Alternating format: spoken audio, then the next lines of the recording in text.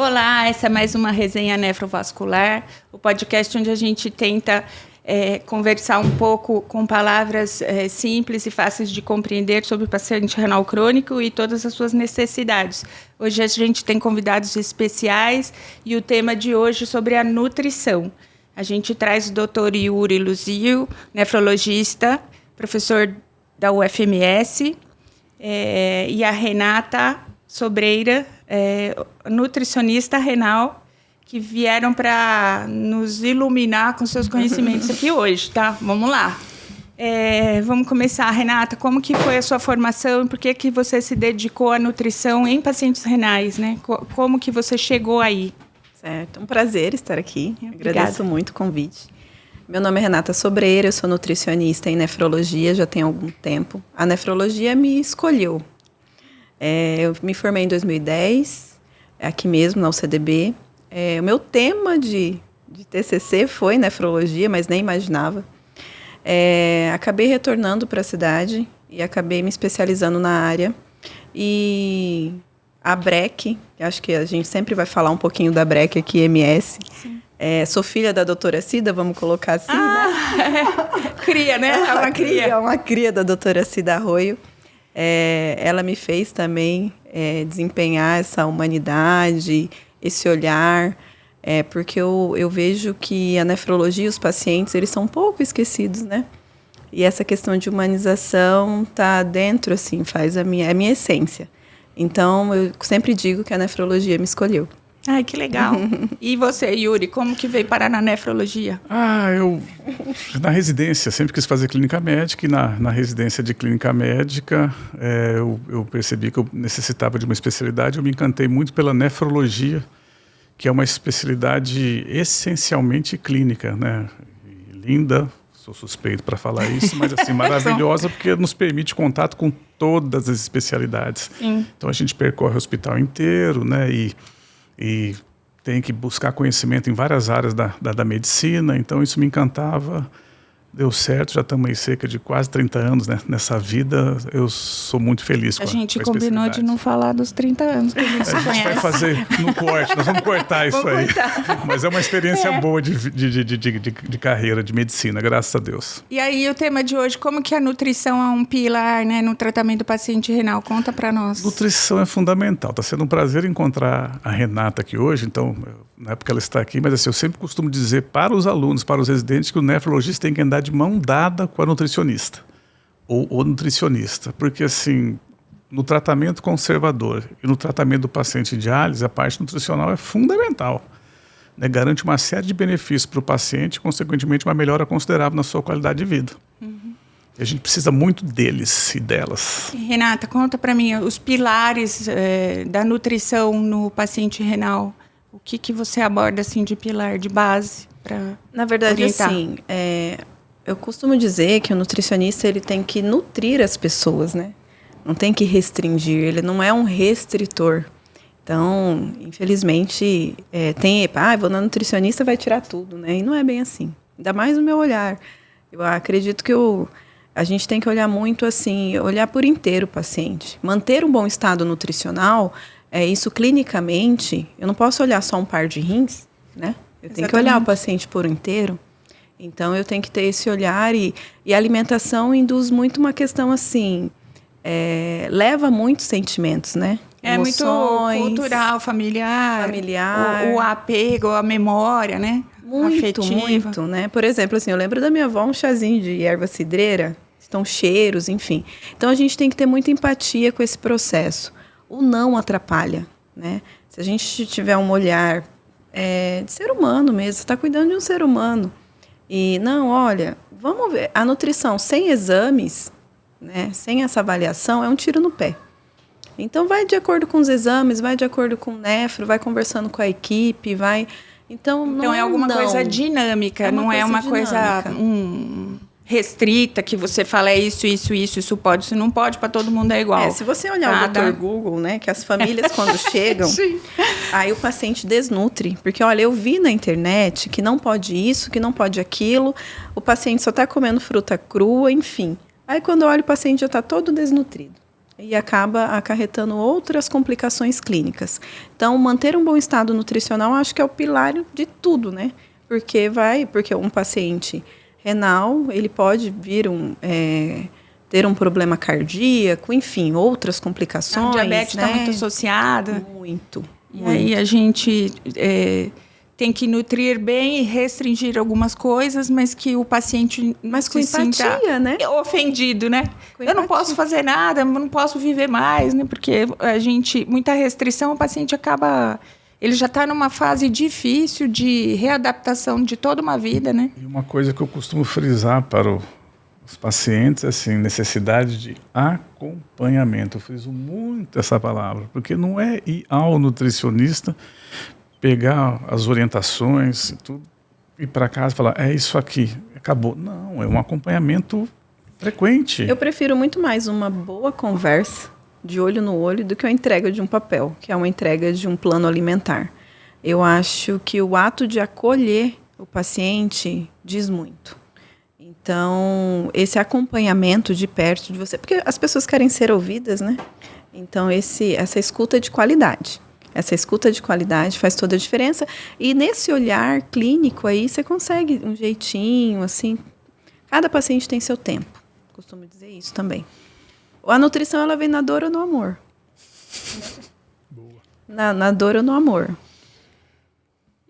E como que a nutricionista e o nefrologista trabalham juntos? É uma boa relação, né? Está um de frente aqui para o outro. Assim, mas acho que a gente precisa demais deles. A gente compartilha muitos pacientes. Então, nossos pacientes têm várias comorbidades. Então, eles, né, exigem uma atenção maior. E a gente, quando tem um acompanhamento de uma nutricionista, um nutricionista, é muito mais facilitador para nós. Então, a gente conta com aquilo, ela vai lá, faz a consulta e...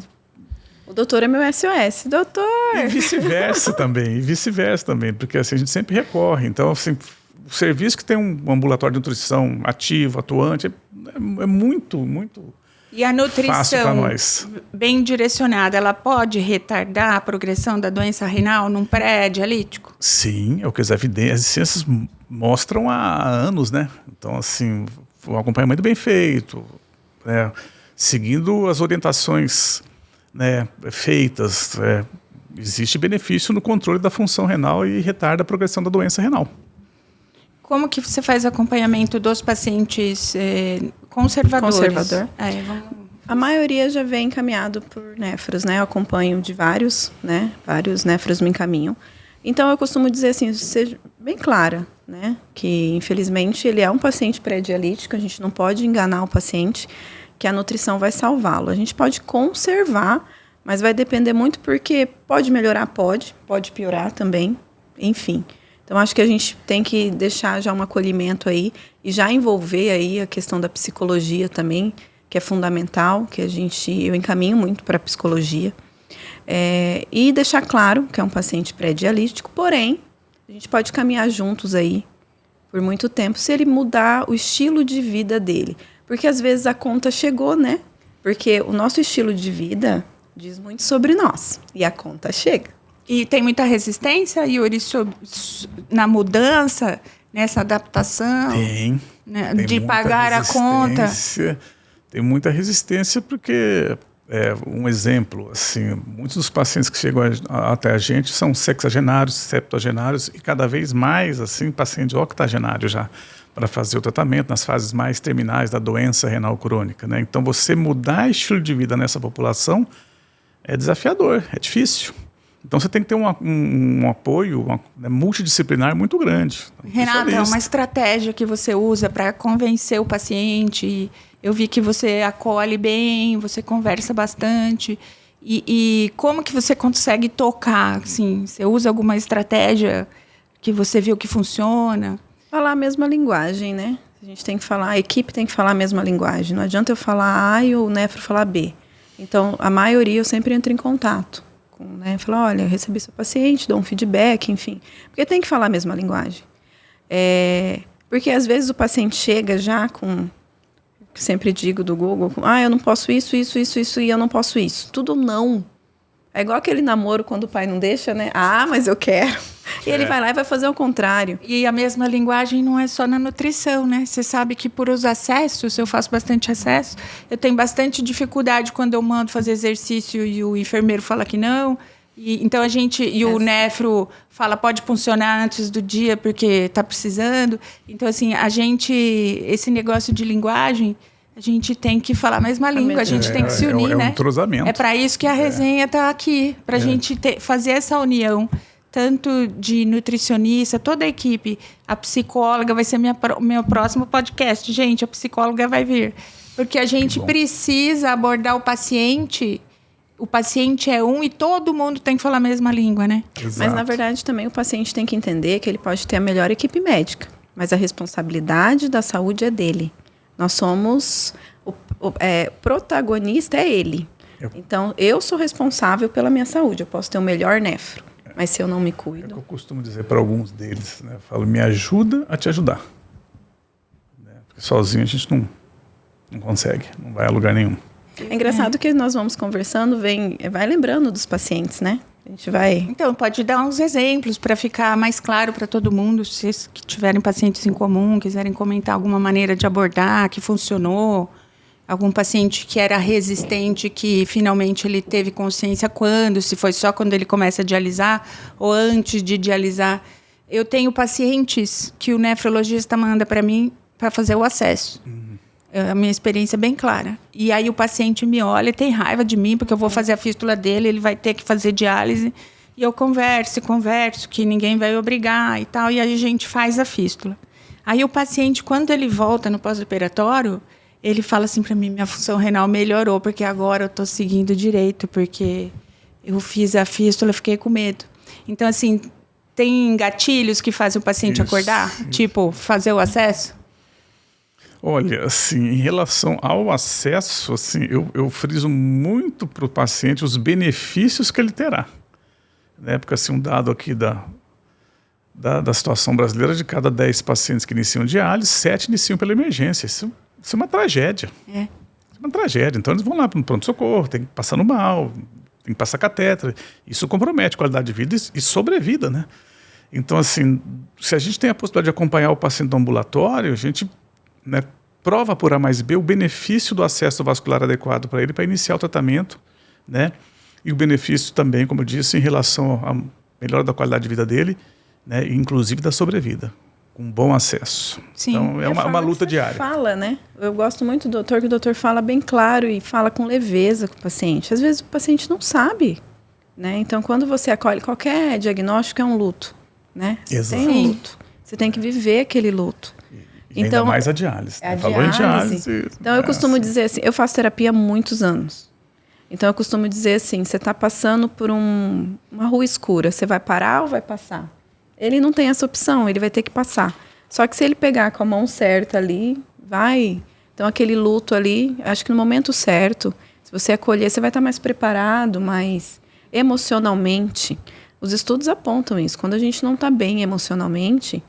A absorção dos nutrientes não é igual dos medicamentos, enfim. Então, a nossa mente conduz 100%.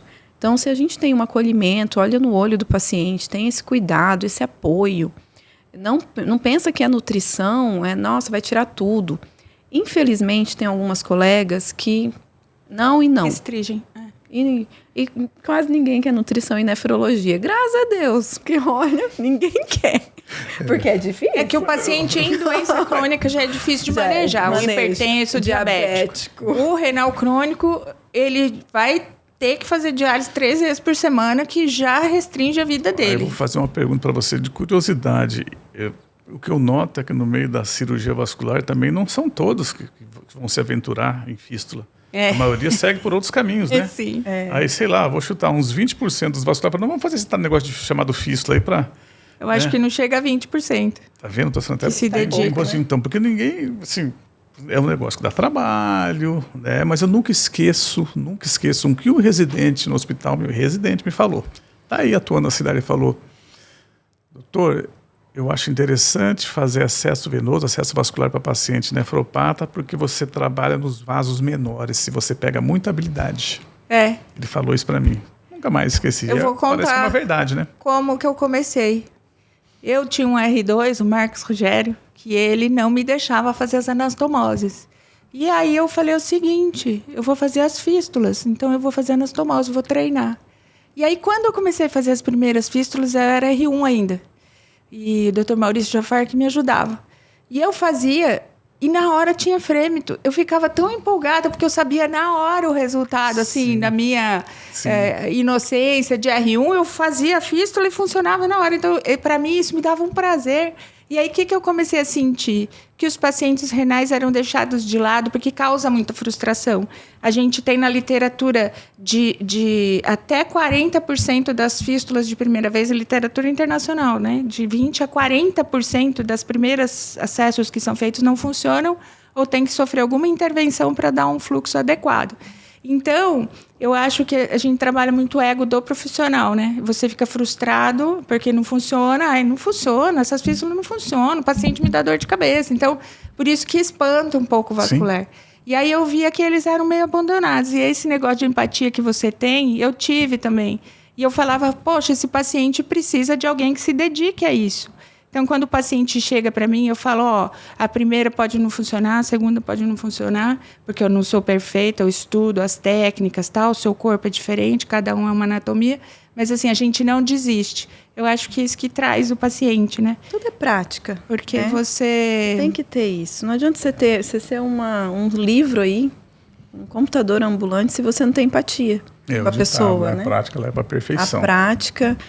eu atuei muito com os estagiários e eles falavam assim, nossa, mas você tem tanta calma, você tem tanta empatia com o paciente, porque assim, a dor do outro é difícil, né? Você tem que ter, só que ao mesmo tempo você tem que estar bem emocionalmente também, porque como que você vai ajudar uma pessoa num momento difícil, porque a gente sabe aí que não é só, tu já está passando por questões financeiras, enfim. Então, não adianta é um ressignificado da vida de alguém, né? Não adianta eu colocar uma coisa bonita e ele não vai conseguir seguir. Então, a gente tem que seguir conforme a dança.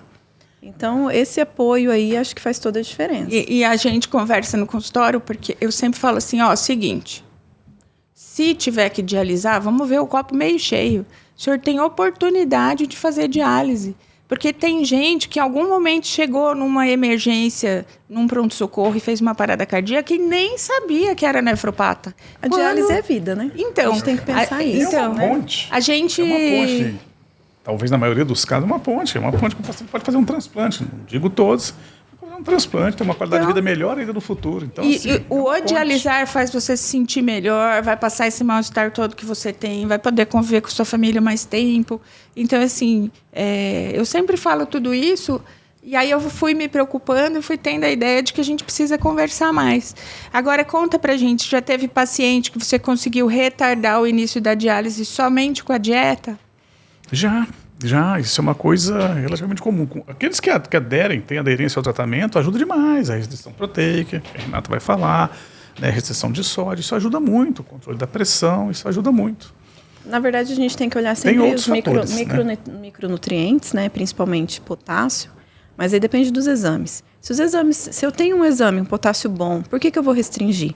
Porque se eu restringir, fazer toda aquela questão, deixar de remolho, ferver, eu não vou estar restringindo os outros micronutrientes. Consequentemente, esse paciente vai desnutrir. Fósforo também, eu tenho que ver. Se o potássio está bom, por que eu vou restringir esse paciente? Então, vai de acordo, cada mês é um mês. Então, isso vai de acordo. Vamos segurar um pouquinho. Então, dá para a gente ir levando. Consequentemente, aquela frase, você é o que você come, diz muito sobre nós, sim.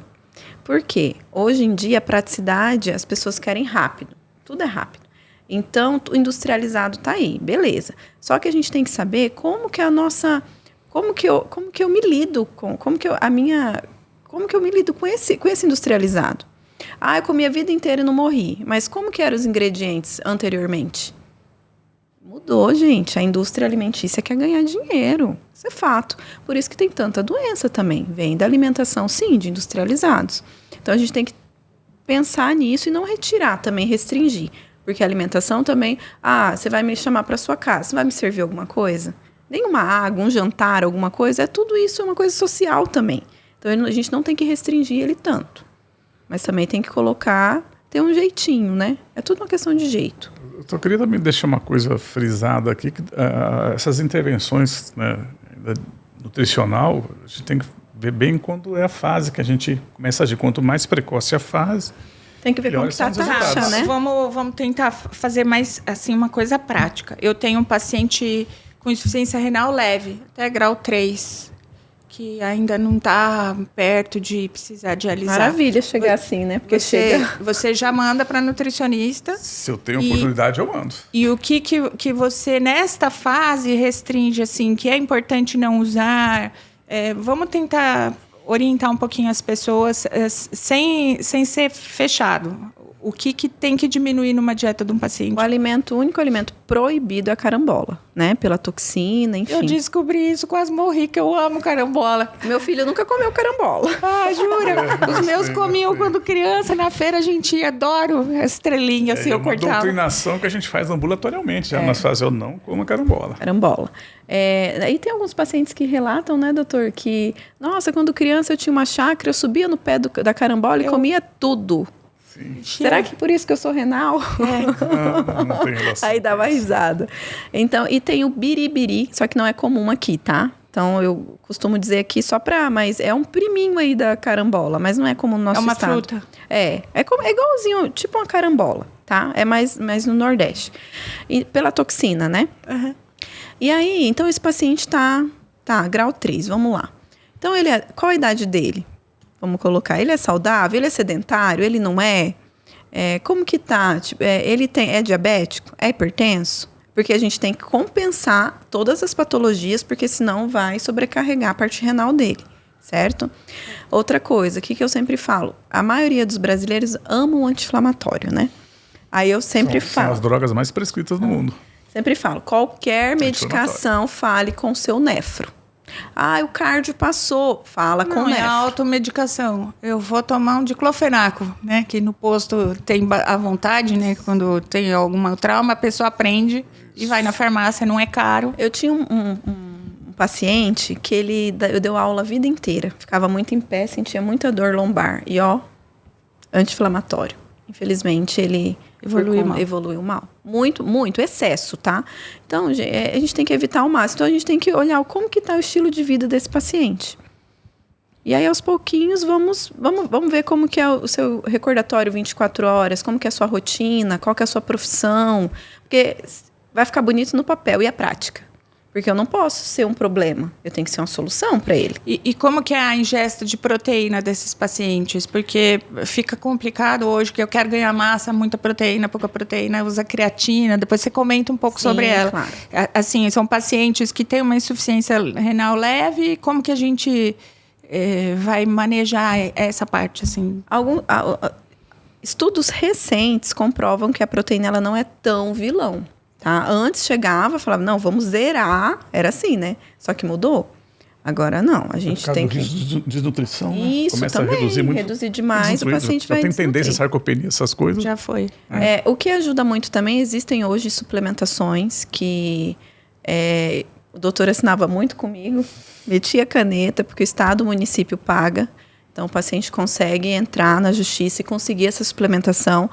E era visível, o paciente ele internava menos, não tinha complicações. Às vezes o paciente também não tinha opções de comida mesmo em casa. Esse é próprio para o renal já dialisando. Tem para tratamento conservador, existe alguma suplementação, tá? Para o renal certinho e... Conservador e dialítico. Tá. Por isso que é bom você procurar uma nutricionista que seja especialista, porque não é qualquer suplementação. Que a gente tem que ver sempre como que são os micronutrientes da suplementação. Então, essa suplementação é direito do paciente, tá? Então, quando eu entrei nessa área, tinha vários ali no 100 perdendo fabricação. Nós zeramos o estoque, conseguimos zerar. O juiz até falou, opa, mas é só essa nutricionista? Conseguimos zerar e aí os pacientes conseguem, assim... É muito gratificante você falar assim, nossa, doutora, eu não tinha o que comer, mas eu tinha o suplemento. Então, a nutrição não é só sobre dinheiro, não. Você está ajudando ali a pessoa, né, a evoluir. A suplementação ajuda bastante. Certo. Muito.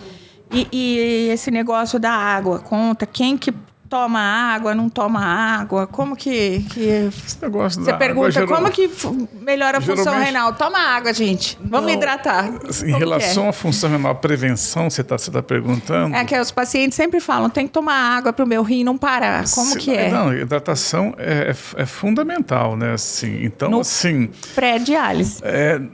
assim, se o paciente tem saúde renal, tem função renal boa, a hidratação é fundamental. Recentemente que eu falo, há cerca de uns 20 anos, foi descrita a nefropatia mesoamericana, lá na América Central, né, cujo a fisiopatologia aproximada, assim, de maneira bem simples, né, era vista em cortadores de cana. Então, que trabalhavam sob o sol frequente e se hidratavam um pouco. E de maneira, assim, crônica, eles desenvolviam uma nefropatia, uma insuficiência renal crônica.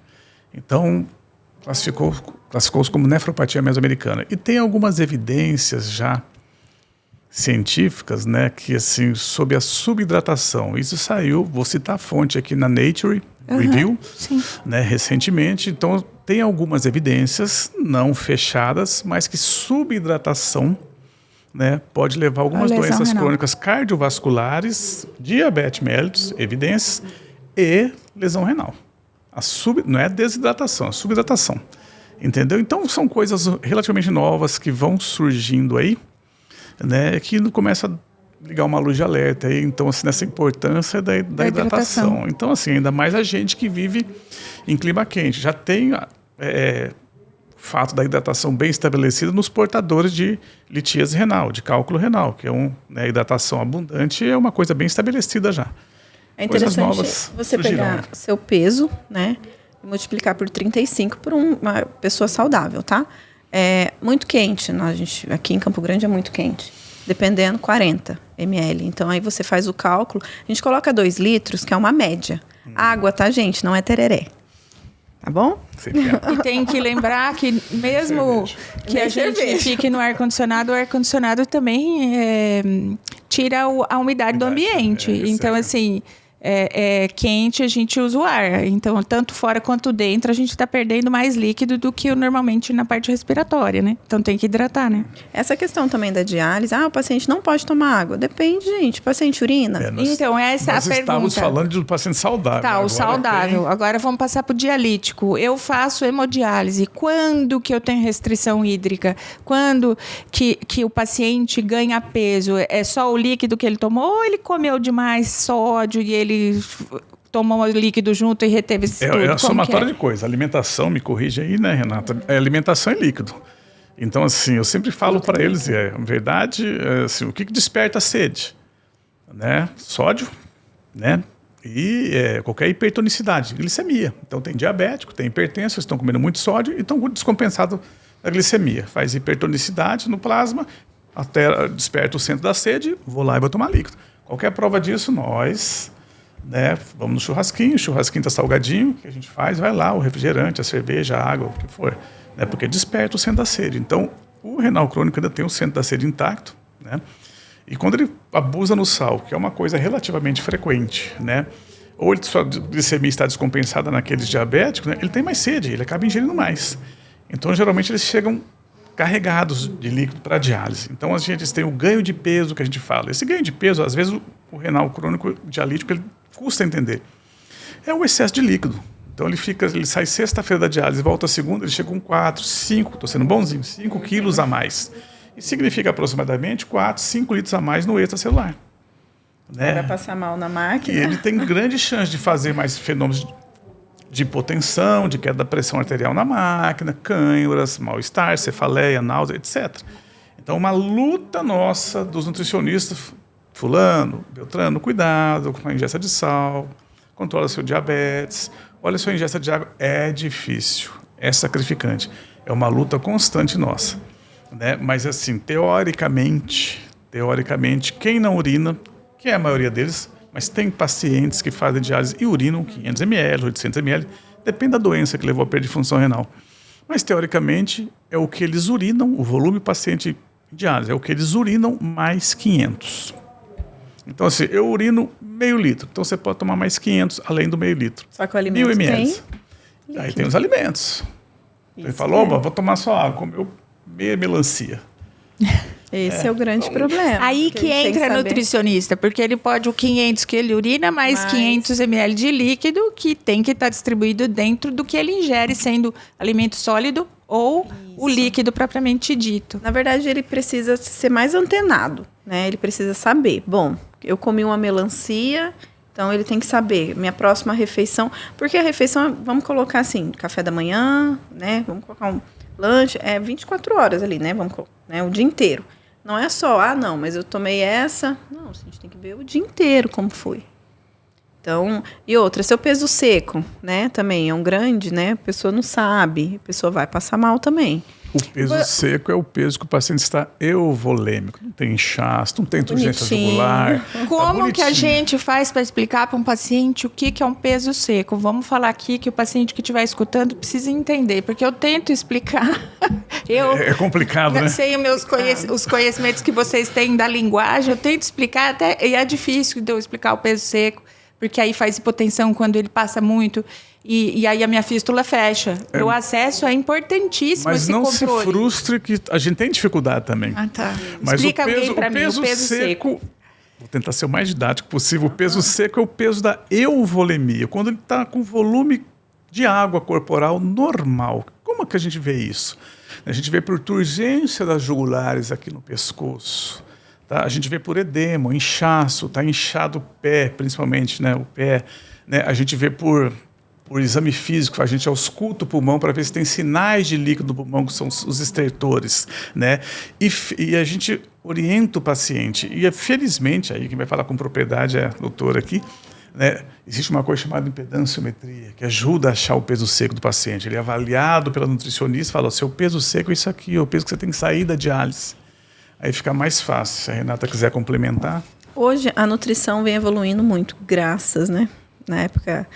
Então, nós temos o exame de biopedância. Tem aí várias biopedâncias que ajudam muito. Que é uma análise corporal, que você vai saber percentual de gordura, musculatura e quantidade de água. Então, é um diferencial nas clínicas de diálise ter esse aparelho, porque, o paciente passou mal, encaminha para a Nutri, vamos fazer um exame de biopedância. É um aparelho mais complexo ou essas balanças de biopedância simples? Não, ele é mais complexo. É isso, não é qualquer biopedância não, tá? Então, aí você vai saber, olha, seu percentual, a sua água está acima 10 litros, e tem, tá? Né? E tem. Aí, então, o doutor vai prescrever 4 para uma extra, vamos tentar tirar. Não aceita, vai ficando aquele líquido, vai ficando. Então, através desse exame, a gente consegue, olha, mais ou menos seu peso seco é esse. Converso com o nefro, alinho, né, certinho, e aí a gente consegue chegar ao peso seco dele.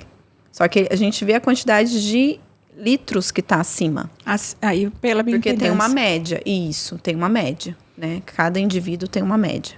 Aí, nesse exame, a gente consegue. Ajuda muito. E quando ele tem muito líquido extra, tem que ficar fazendo diálises extras ou tem alguma alimentação que você ajuda a trazer esse líquido? O correto, né, doutor? O paciente dialisar 12 horas na semana, né? Sim. Isso, 3 sessões de 4 horas. Nós aqui saudáveis está funcionando 100%, né? E aí, a maioria quer fazer quantas horas? Eles fazem de tudo para encurtar o tempo. A gente compreende. Chato ficar ali sentado. Difícil. Tudo. Mas como você disse, se ele está com excesso, a gente tem dificuldade para obter o controle, a gente faz uma 4ª sessão na semana. Entendi. E já existe também em alguns centros do Brasil, principalmente em hospitais universitários, né, a diálise diária, né, que é de segunda a sábado, só que ao invés de durar 4 horas, dura 2 a 3 horas, de segunda a sábado, com excelentes resultados no controle do cálcio, do fósforo, da pressão arterial. Então, existe isso.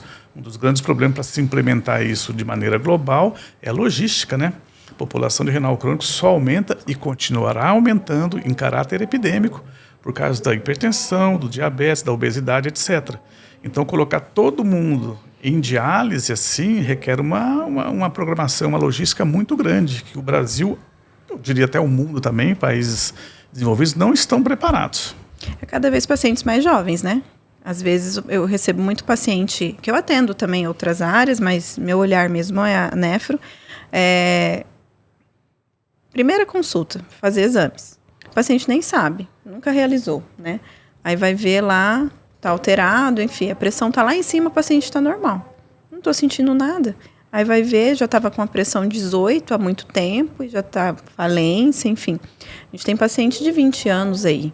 É porque a gente lembra que é uma doença silenciosa, que os 2 rins funcionam e vai deixando de funcionar e não tem sintoma. Quando você tem sintoma, o rim já está falindo, né? A grande doutrinação dos pacientes é uma doença silenciosa, gente, traiçoeira, você que não tem dá nada. sintomas. Quando for dar os sintomas, os sinais, está numa fase muito adiantada, muito tardia.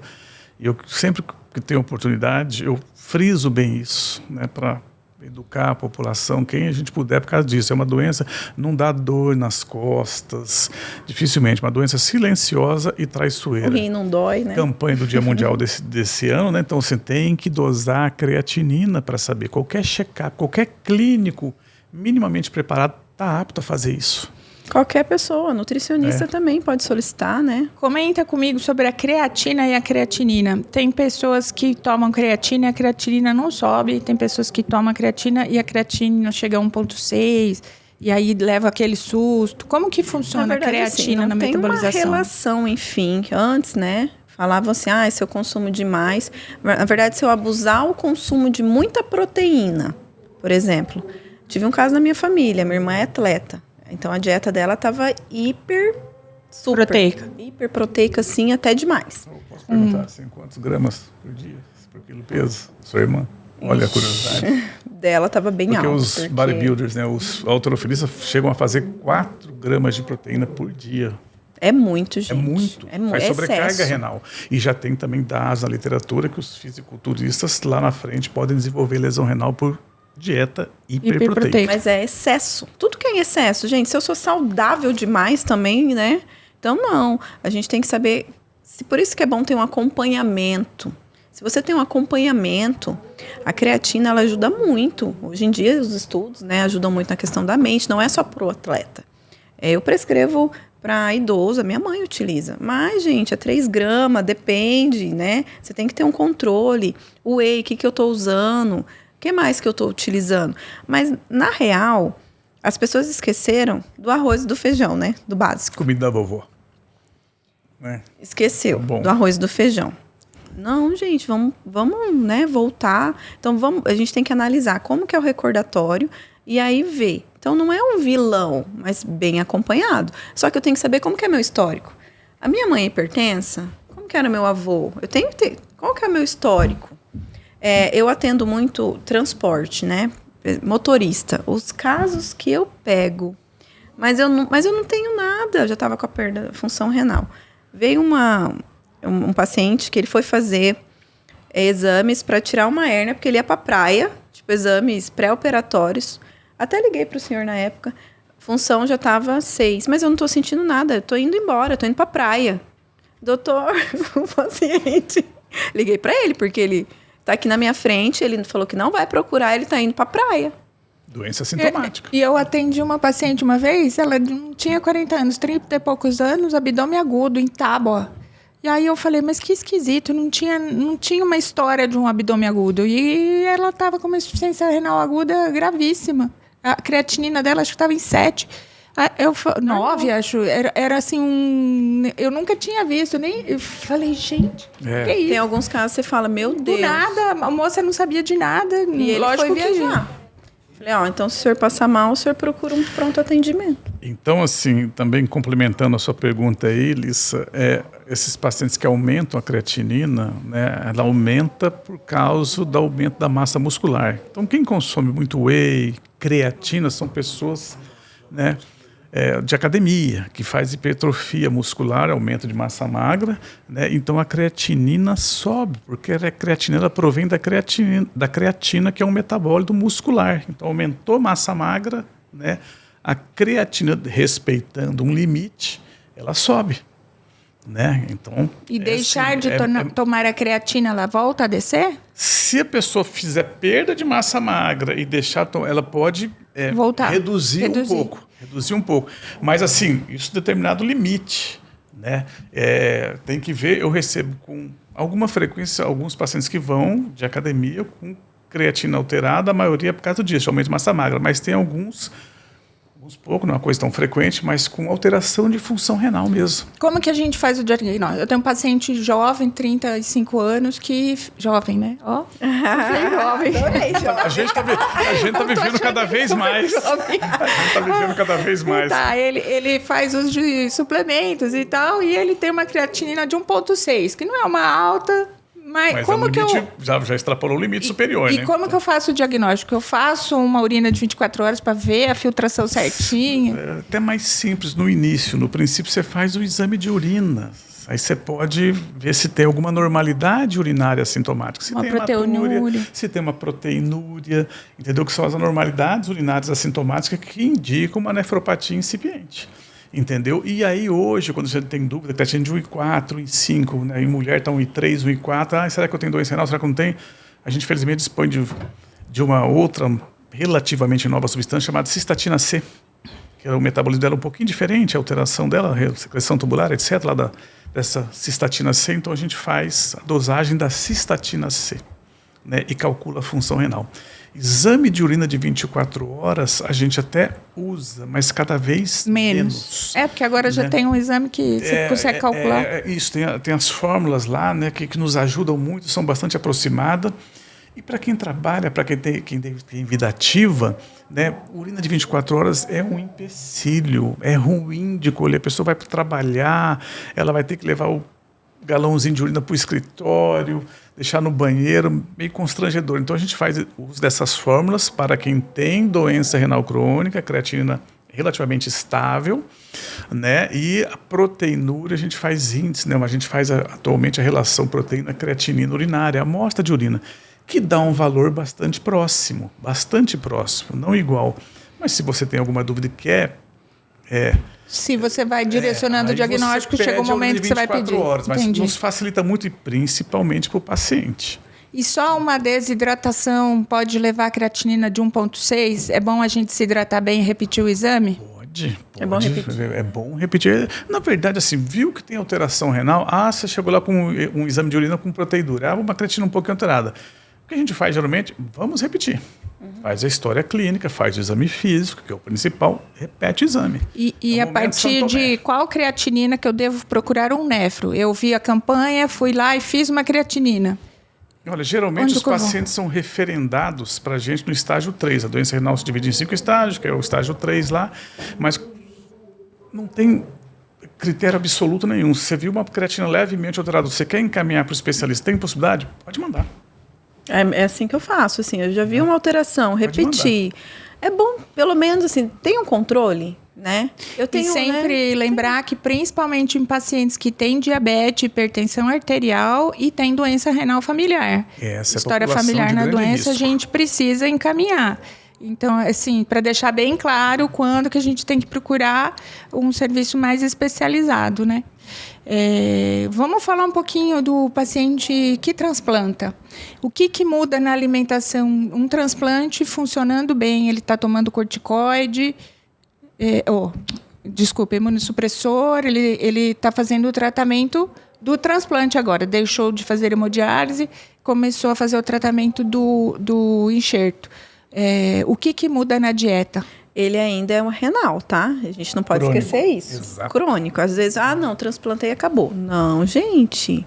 A gente teve muitos pacientes que realizaram o transplante, perderam o transplante. Por quê? Estilo de vida? Eu tive um paciente que eu até chorei, porque 19 anos. Ele, prioridade, né? Transplantou. E ele achou que ele tinha um rim novo e ele resolveu que ele não ia tomar nem o imunossupressor, porque ele tinha um rim novo. Eu já vi casos, poucos, felizmente, mas sim. Eu falei, mas a nefrologista não te explicou, você não tinha entendido que não podia parar. Ele falou, não, ela explicou assim, eu que achei que estava tudo bem, já que eu já tinha transplantado. Porque assim, a gente orienta, né? Eu tenho certeza que... É uma lástima, né? Agora vamos voltar para a nutrição. É que eu lembrei desse caso que você foi falar e para mim foi chocante. Os casos ilustram, né, a situação, né? E aí você mantém uma dieta... Na verdade, assim, a gente tem que sempre ter um cuidado, né? Esse papel e tá funcionando, como que tá a filtragem, ter esse controle. É um estilo de vida que todo mundo, na verdade, todo mundo tinha que seguir, né? Vamos colocar leveza na alimentação. lembrar, gente, que descascar mais, desembalar menos. Então, não é que modifica, você vai controlando. Vê como que tá a filtragem desse rim, tá beleza, tá tranquilo. Então, colocar na mente dele, que o estilo de vida dele faz atividade física. 100% é a mente, 70% é a alimentação e atividade física também é fundamental. O nosso corpo tem que se movimentar. A alimentação vai de acordo também, é bem aquilo, é individualizado. Às vezes o que eu gosto, o que eu não gosto. Então, a gente sempre tem que controlar, mas o mais saudável possível, tá? Então, rever também quais são os medicamentos que ele usa, porque existem a questão droga e nutrientes, que às vezes os nutrientes não vão absorver. Então, a gente tem que ver tudo isso, tá? Então, vai muito da prescrição, da dietética de acordo ali. E uma pergunta, o doador vivo, aquele que doou para um irmão, para um filho, o órgão, o que muda na alimentação dele? O que você orienta? Olha, é muito individual, né? Agora você só tem um rim, né? Então, a gente tem que ter todo mundo deveria fazer. É que todo mundo é vida saudável. Eu costumo, interrompendo a Renata aqui, eu costumo dizer assim, você não pode ficar hipertenso, você não pode ficar diabético, nem obeso. Ou seja, você tem que ter um estilo de vida saudável. Mas o problema é que o brasileiro... não, mas eu sou só hipertenso e diabético. Então, você assim, é diabético? Isso. Então, o que serve para o doador, o que serve para o transplantado, é o que serve para nós também, como população em geral. Assim. É o estilo de vida saudável da melhor maneira possível. Sabe? Então, ele vai conviver com o rim. Alimentação é organização. Exatamente. Tá? Tem alguma horta, alguma coisa ali perto da minha casa? Ou então, eu vou lá na tia do salgado e a coca. Gente, todo dia, uma coquinha de manhã e um salgado. Porque é organização. Eu tô me lembrando, eu indo para o hospital, assim, o hospital universitário que eu trabalho, assim, você vai passando em frente, vai chegando no estacionamento, já tem a lanchonete, aquele bando de salgadinho, o pessoal tomando Coca-Cola, Fanta de manhã cedo, nada contra os, assim, a indústria, mas gente, um café da manhã. Um café da manhã. Às vezes eu chegava na Davita, assim, de cedinho para fazer cirurgia e tinha um cara com isopor, assim, no porta-malas do carro, vendendo para os pacientes. A gente saindo da clínica, doutora, vem pagar uma presuntinho, queijinho. As deve ficar muito feliz com isso, né? Assim, a gente também. O que a gente tem que ver, a introdução alimentar hoje, o meu filho tem 5 anos, meu filho é super difícil ele ficar doente, mas ele come comida de verdade. A introdução alimentar é exemplo, né? Então, o que a gente tem que ver? Então eu sou obeso porque a minha introdução foi errada. Não, gente, a gente é adulto agora, tem que ter um bom... Então, diz muito sobre nós. Quem apresentou o alimento para nós? O açúcar é mais viciante que a cocaína. Tem gente que morre por ficar sem açúcar aí. Então, a gente precisa ter esse olhar. Então, é normal a coca. Tendo adolescente, fala, não, mas eu tomo uma coca, normal. Uma coca, uma Fanta Mini e um salgado.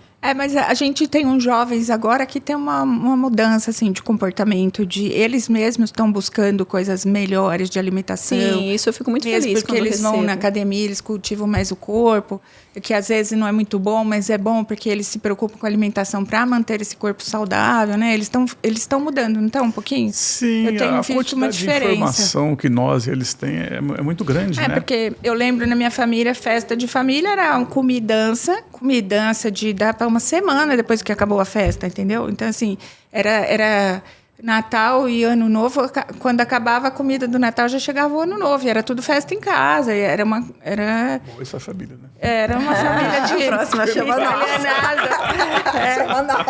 E era... o amor, a comida, a comilança significava muito. A gente passou uma fase de guerras, meus avós, e ter comida sobrando era fartura. Sim. E ter fartura a gente comia demais. Então, a gente mudou o hábito de vida e virou... Tá, só que vamos vendo assim, os temperos há 20 anos atrás não são os mesmos que hoje. Comi a vida inteira, é o que eu sempre digo, mas não morri. Mas, gente, você já viu como que é? O que tá os ingredientes agora? Modificou muito. Até o leite em pó, se você for ver, não é leite em pó. Não é bebida láctea. É a industrialização da comida, é industrialização, né? Entendeu? Então, mudou muita coisa. Então, você pode ter uma boa relação com o industrializado. Então, esses temperos há 20 anos atrás não é igual agora. Então, o que eu sempre falo também para os pacientes? Uma dica fácil, tá? Os temperinhos aí que você gosta. Bata com sal, vai ficar um sal de ervas. Consequentemente, você vai diminuir um pouquinho do sódio, né? Um pouquinho. Então, o brasileiro, ele pensa que a sazon aí da vida, as coisas, tudo é mais fácil. Tudo é mais fácil. Não, gente, foi tão difícil trazer, né, os temperos para cá. Sim, então, vamos usar os temperos, os naturais, enfim. A nutrição, ela é fato, é organização. Sem organização, eu não consigo. Tem algum vilão, assim, que você, além da carambola, um vilão, algum eletrólito, alguma coisa que o renal tem que... Responder aqui. Sódio. O sódio. É um grande vilão. Que tá em... Não esqueço um artigo que eu li uma vez. Sal. Um assassino silencioso. Entendeu? Porque o sal, vou falar aqui, na Organização Mundial de Saúde, fala pra gente comer 5 gramas por dia. É uma tampinha, aqui no Brasil, né? Aquela, né? No Brasil, a gente come 10 a 12. Me corrija aí, Renato, se eu estiver errado. 10 a 12 gramas. Então, a gente come mais que o dobro. Eu não deixo pôr sal na mesa em casa. Porque se tiver o sal, as pessoas viram. Sim. Então, é um grande vilão. Mas também, açúcar também é um grande vilão. Não é que não pode comer, gente. É moderação, é educação, aprendizado. Mas assim, a gente come demais sal, açúcar. O que a gente tem que pensar? A gente está envelhecendo, né? Não é um dia, é menos um dia, vamos colocar. Qual que a estética, todo mundo quer estar bem. É consequência. O que a gente tem que pensar é o quê? O meu envelhecimento saudável. Então, como que está sendo o meu envelhecimento? Então, eu sempre foco a questão da atividade também. Eu com 70 anos, eu vou conseguir ir ao mercado, pegar minhas sacolas, tipo, uma coisa simples, né? Então, a gente tem que pensar no envelhecimento saudável. Porque saúde, gente, sem saúde a gente não consegue nada. A gente não tem problema. Acho que a gente tem um problemão, vamos colocar, é um problema de saúde. A gente passa por situações. Mas a gente que acompanha esses pacientes, não é fácil. Você tem depender, não é fácil, mas também não é impossível. Você tem que saber lidar, a gente se adequa, né? certo. Mas estão repetindo, para mim, acho que a Renata concorda, o grande vilão É o sal. sal. E tudo tem sal. E tudo. Bom, o nosso papo está fluindo super bem, que já passou quase a nossa hora inteira. E aí a gente está chegando no finalzinho. Eu queria que vocês, um de cada vez, falassem assim, uma mensagem para as pessoas se precaverem da doença renal e talvez uma mensagem para quem já tem a doença renal, referente à nutrição. Por favor, doutor Yuri, vamos começar. Na frente da Leide? Não, porque então, ela vai falar eu gostaria de frisar bem isso que a gente já conversou aqui, mas para levar para casa, né? Então, doença renal é silenciosa, né? Então, uma vez que tem o diagnóstico de doença renal crônica, no caso, procure o nefrologista para fazer o acompanhamento. Esse acompanhamento vai retardar a evolução da doença renal, ou seja, retardar a perda da função renal na maioria dos casos, tá? E se a doença inexoravelmente evoluir para as fases mais, digamos assim, terminais, que necessitar de uma terapia renal substitutiva, a diálise, preparar o paciente. Então, faça o acompanhamento. E frisando também que o acompanhamento tende a ser multidisciplinar. O nefrologista age junto com a nutricionista, às vezes junto com o psicólogo. Então, uma série de situações assim, em prol do paciente. Então, o que eu aconselho quem nos ouve, quem nos vê, né, que procure buscar ajuda. Tem em Campo Grande, tem mais de 40 nefrologistas atuando no momento, né, um número bastante em relação a 20 anos atrás. Então, assim, dá para fazer o acompanhamento, dá para ter uma qualidade de vida muito boa, dá para fazer a diálise, a ponte e, posteriormente, se bem indicado, um transplante, que melhora mais ainda a qualidade de vida do paciente. Acho que é isso. Agora, Renata, vamos lá, sua mensagem para a gente. Eu vejo assim, nosso corpo é o nosso templo, né? Então, a gente precisa ter esse cuidado, viver bem, com qualidade de vida. Então, busque o atendimento, faça seus exames, não custa, né? Como que tá? Procure como que é meu histórico. Então, conheça, né? E não deixe também o que eu vejo muito. Minha esposa sabe. Não, a responsabilidade é sua, né? A gente precisa ter esse controle. A responsabilidade é minha. É o que eu sempre falo, você tem bons profissionais aí, mas às vezes o paciente também esconde, né? Então, você precisa ter esse controle. Não, eu estou com um diagnóstico difícil, mas eu vou enfrentar isso. Sempre, que bom que tem bons profissionais aí. Acredito que você tem que ter empatia com a sua equipe também. Você tem que ter... eu vejo assim que o paciente, às vezes, se apega mais a um profissional. Então, essa equipe tem que falar a mesma linguagem mesmo. Então, façam seus exames, tomam uma água, pelo amor, coisa simples, gente. Parece uma coisa tão, né? Uma coisa tão, mas evite anti-inflamatórios. Vamos comer o arroz e o feijão, né? Metade do prato salada. Esses detalhes, a nutrição faz toda a diferença. Esses detalhes, porque a conta chega. Então, às vezes, o jovem pensa que o céu é o limite. A conta chega. Então, vamos cuidar para evitar chegar no consultório 10%, já está, puxa vida, podia, né? Já vai para o vascular, né? Exatamente. Vamos evitar chegar no vascular. E não é o fim, né? São processos. Eu acho que questão da fé também, não estou falando de religião, mas quando a gente tem fé, e eu sempre falo, você tem fé? Vamos, né? Então, eu acho que isso diz muito também, que nós que somos profissionais da saúde, lidar com isso. E ter empatia e ter sua família, porque é uma doença muito difícil, que distancia também. Quero deixar um beijo para os meus pacientes, meus queridos pacientes, que eu amo muito, que eu tenho muita empatia com eles, que até me emociona, mas... E é isso. Muito obrigada aos dois pela presença. Agora eu te agradeço aqui. Nós vamos fazer um encerramento aqui. Essa foi mais uma resenha nefrovascular, falando no assunto importantíssimo, que é a nutrição e a doença renal crônica, com a presença do meu amigo mais de 30 anos, não era para falar, mas a gente fala, o Dr. Yuri, e da Renata Sobreira, a Nutri Renal. A gente vai deixar os contatos dos profissionais aqui embaixo, na legenda, para qualquer necessidade, vocês entrarem em contato com eles.